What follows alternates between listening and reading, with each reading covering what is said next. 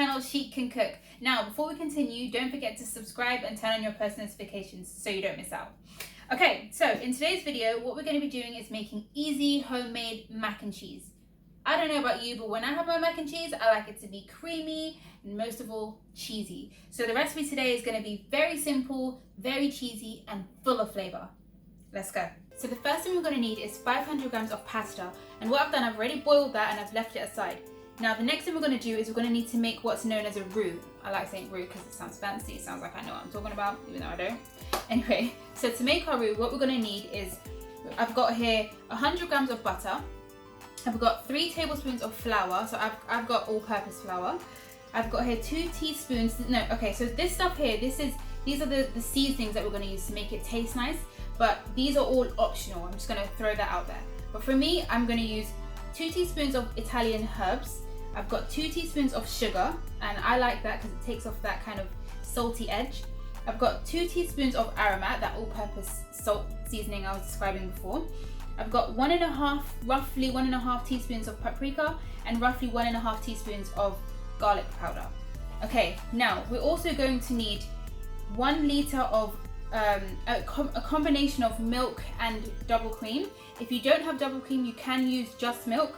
I've got here 600 milliliters of double cream, and I've got 400 milliliters of milk. I'm using semi-skimmed milk. You can use whole milk for it to be even creamier. It's up to you. I've also got here, so this is all for the roux. Now, we're also going to use some onions. This step is optional, but I think it gives it that, it just gives it an edge, okay, to most macaroni and cheeses.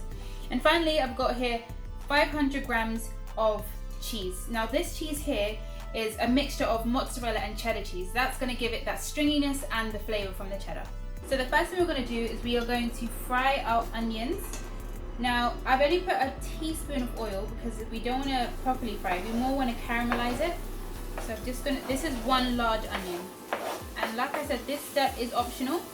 If you don't want to use the onion, then you can just use the butter and the flour to start making the roux, but I'm going to use the onion first just to give it a nice caramelized onion addition.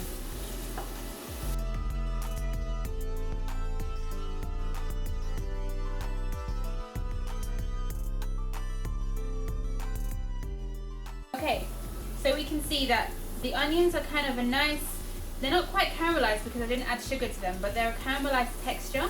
So now at this point, what we're going to do is add in our butter. I'm going to melt this butter down.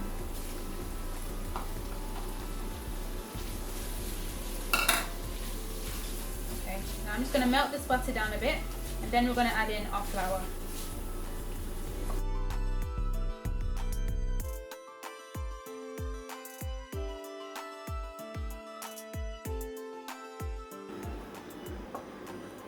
Okay, now we're going to add in our flour. And at this point, I'm going to switch to a whisk. I'm just going to whisk that in. If you don't use the onions, what you want to do is have the melted butter, and you want to add in your flour, and you want kind of like a sandy kind of grainy paste almost. That's what you want. Okay, just takes literally not even a minute to just mix that all together, just to cook the flour flavor a little bit. So you don't want that flour flavor. Okay, now I'm going to add in gradually my milk and cream.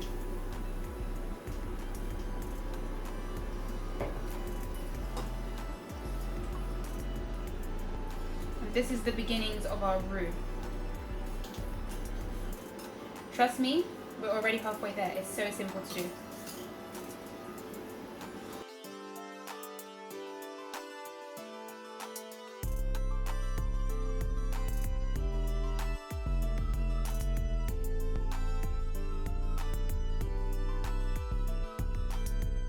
Okay, so now at this point, what I'm going to do is add in some of our seasonings. So I'm going to add in, well, all of them actually. Sugar.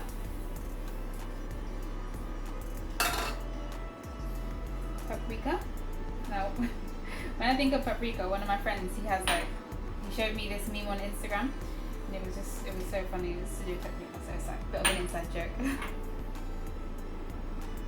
And and that's the Aromat. Okay, just gonna give this all a mix, and we're gonna see this is gonna start to thicken up quite nicely. We don't want it to be too thick because we still want it to be kind of creamy. And then we're gonna add in our cheese and our boiled pasta, pop it in the oven, and it's ready to eat.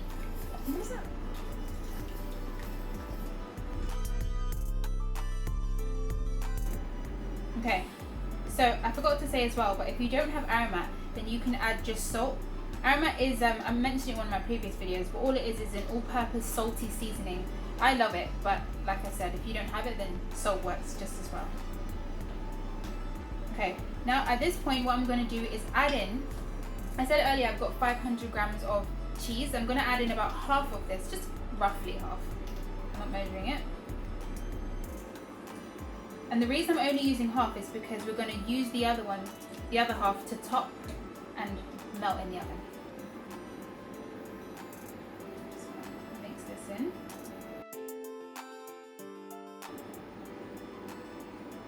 You can see that coming together nicely. At this point, now what we're going to do is add in our boiled pasta from earlier and get ready to put it in the oven. Okay, so I'm just going to add in the pasta. Now, okay, as you can see, some of you are probably thinking, that's not macaroni. Now, it's really hard to find macaroni in the shops nowadays, so I actually just have, I think it's called Spirali, I don't know, but any pasta really works. I like this if I don't have macaroni. You can use penne, you can use any pasta really, but yeah, I'm using this because I don't actually have any macaroni pasta itself.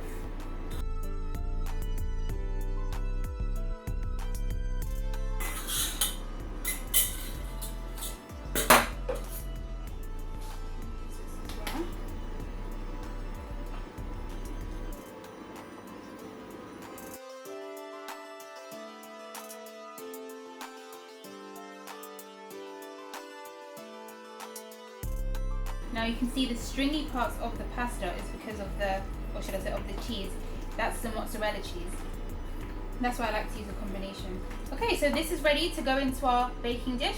Then we're going to pop it into the oven. Okay, so move this aside. Turn this off. So what I like to do, this isn't all going to fit into this small baking dish, but I'm having a few technical difficulties, as mentioned in the first one with my oven, so I'm going to have to bake this half at a time. Okay, I'm going to need this spoon. And what I'm going to do is I'm just going to spoon in into the dish. I'm going to spoon some down.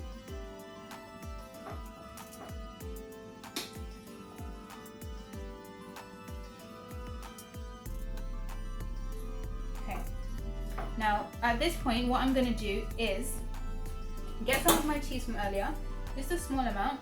I'm just going to spread that into the middle.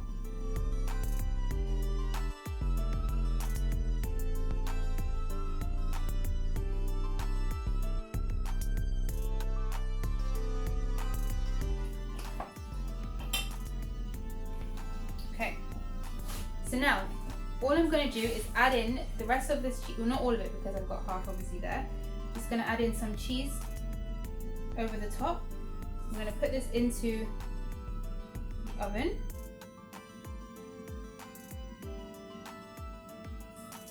And we're going to put it into the oven for half an hour at 200 degrees. Actually, you know what? It depends. If you want it kind of extra brown on the top, 200 degrees. But if you want it just slightly brown, I'm going to say 180 degrees, but for half an hour. It's ready to go in the oven. Let's go. Okay, so this has been in the oven for half an hour now. You can see it's nice and golden. Ready for the taste test. Let's go.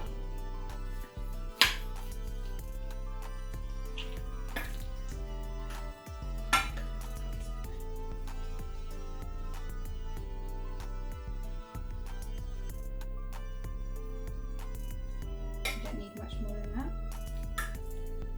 But because I'm greedy, I'm just going to put a little more on the plate. Using cheese. Okay. Made that more awkward than it needed to be. Okay, let's taste this.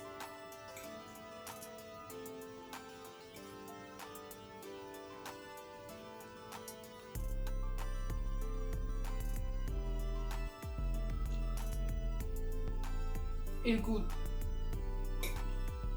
Very good. Okay, and there you have it. Cheesy, creamy mac and cheese.